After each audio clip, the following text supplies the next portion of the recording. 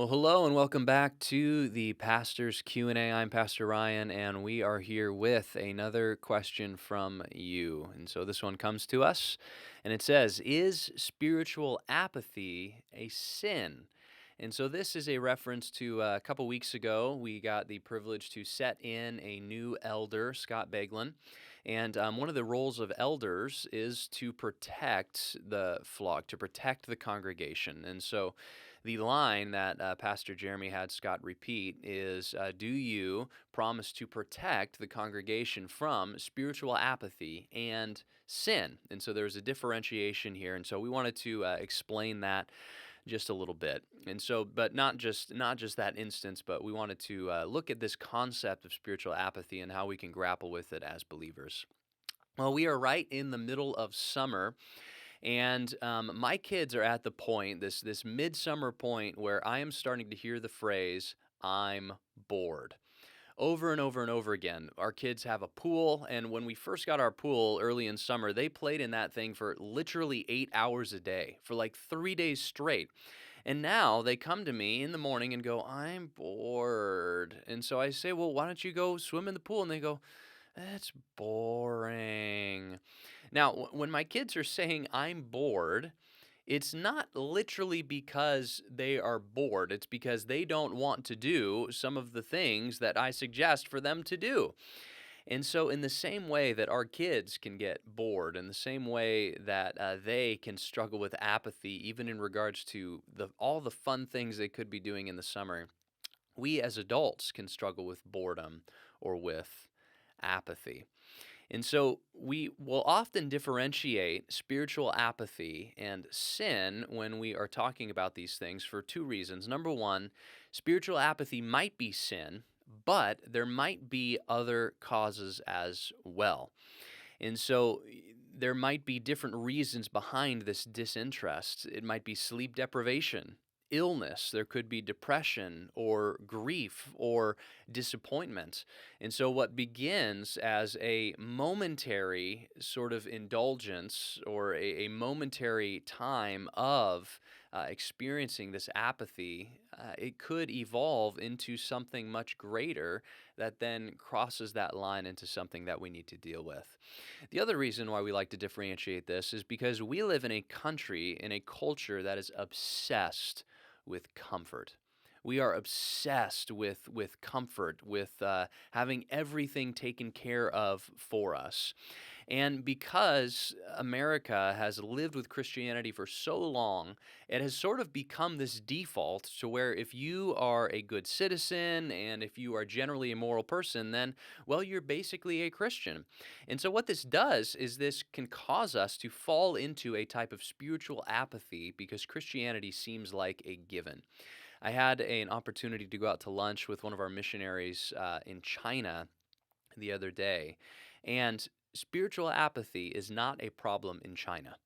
When you come to Christ in China, when you get baptized into the underground Chinese church, you are putting everything on the line: your life, your freedom, your honor, your family, your economic status, and your social status. And so the Chinese church prays for the American church that we would be shaken out of our apathy towards the things of God and towards the gospel. And so we differentiate these because of the unique threat that apathy presents to us, and because apathy, while it could be sin, is not necessarily always sin. Now, what does the Bible say about this? The Bible does not necessarily use the word apathy, it does not use the word bored, but there are different things that the Bible does talk about that connect to this. Boredom might be a mask for laziness. When my kids come and tell me that they're bored, I will sometimes give them a chore to do. I say, "Oh, perfect, you can unload the dishes from the dishwasher." And they go, "Never mind, I'm not bored anymore." And so their boredom is not an actual boredom. It is a laziness that is masking as boredom. And so the Bible will use words like slothful or idle or sluggardly or different things like that. And boredom might simply be the disguise over those things. Another way that we disguise apathy or boredom is with busyness.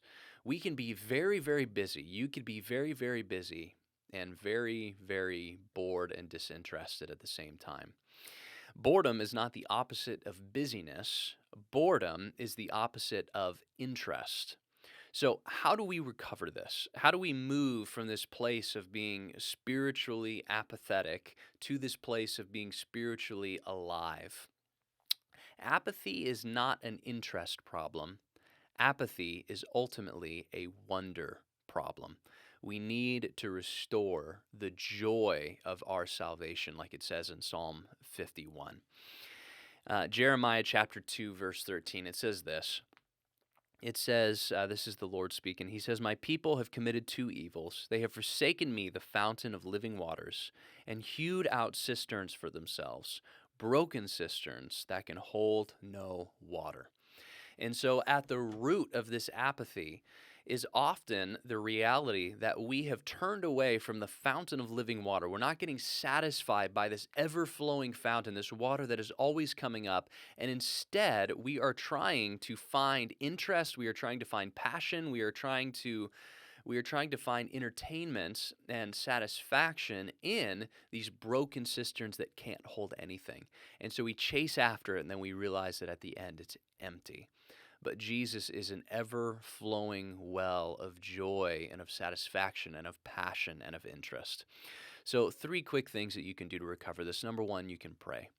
Pray that God would restore this joy to you. Pray that He would give you this interest and this desire. You might not be at the place where you want God, where you want these spiritual things, but you need to want those things. And so your prayer might start with a confession. It might be, God, I am on. If I'm going to be honest with you, I don't want you. I don't want to read the word. I don't want to pray. I don't want to gather with your church. But would you help me want these things, Lord?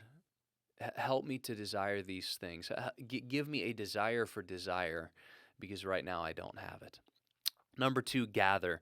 Psalm 69:9, David says this. He says, "Zeal for your house has consumed me." Zeal is the opposite of apathy. It's the opposite of boredom or dispassionateness.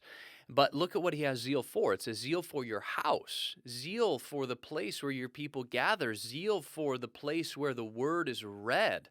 And so we want a zeal for the house of God, for the church of God, the place where God's people gather on Sunday morning so that we can worship Him. And as that zeal from others rubs off on us, we will see our spark start to kindle into a flame. And then lastly, read. Be in the Word. Encounter God there. Even if it's hard, it might not start out as a delight. It might not start out as a desire. It might start out as a duty, but soon it will transform into those things. Psalm 16, it says, "You make known to me the path of life. In your presence there is fullness of joy, and at your right hand are pleasures forevermore." So dive into those things and find those things from the Lord in His Word. Well, thank you so much for tuning in to this episode of the Pastor's Q&A. You can submit a question online. You can text a question or email us at pastorsqa@gmail.com.